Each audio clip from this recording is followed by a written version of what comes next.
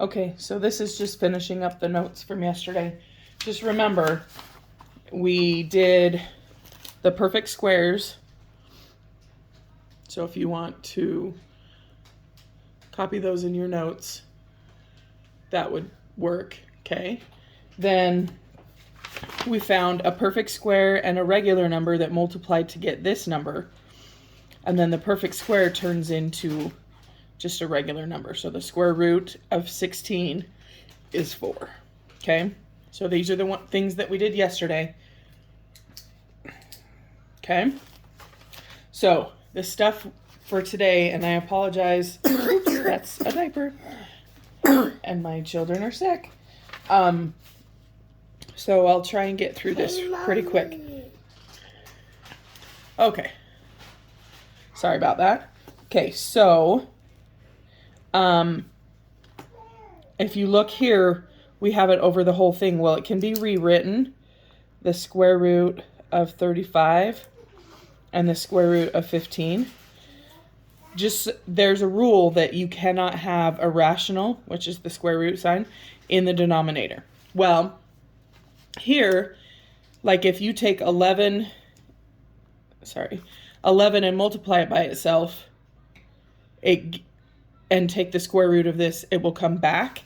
So what we want to do is we want to multiply it by, sorry again. Okay, so you cannot have, I like the purple one. yeah, the radical on the bottom. So What are you drawing? we do, hold on sis. So we're going to multiply the whole thing by the square root of 15 over the square root of 15. Okay. The table track. Yep, good job. Okay, so these are relatively large numbers. So let me grab my... I'm going to give it to him. I'm going to give it next to him. Square root of 525 over square root of 225. Well, if this is multiplied by itself, then we know it turns into just plain old 15. And you can do that on your calculator. If you have this, you put 225 and you hit square root, it's going to give you 15. Okay? So now we need to find something that multiplies to 525. And it is not a perfect square. So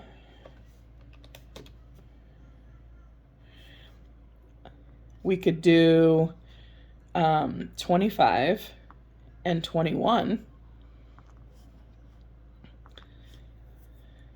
So, and this is the same question. Yep, good job, sis. So then 5 square root 21 over 15. And then if you look on these outside numbers, they can both reduce so that the 5 becomes a 1, square root 21 over 3. So that's the final answer to this one. So my apologies that there's not a whole lot of space.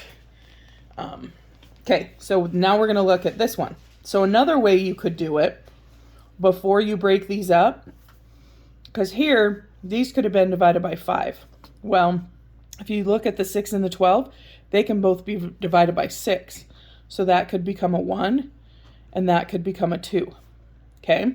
So now we're looking at the square root of y over the square root of 2. So it will be a lot easier to deal with at this point.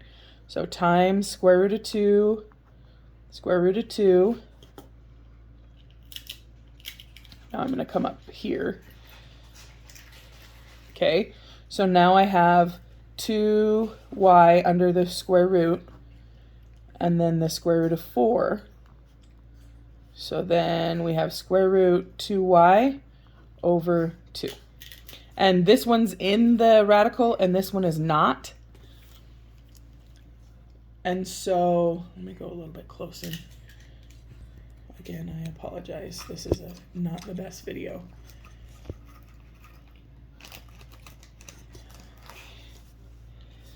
So that is the answer to that one. Okay, so let's look at this one.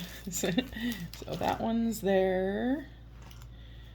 And this one's here. So now we're going to try and do this in this little spot. Actually, you know what? I'm going to bring it down here. I'll do it over here. So square root 45 over 10. Okay, could we reduce this first? Yeah, we can. If you don't, it's fine. It'll work out. So we could reduce both of those by 5. So that would be 9 and 2. So now we have the square root of 9 over the square root of 2. Well, the square root of 9 is 3. So now we've got that.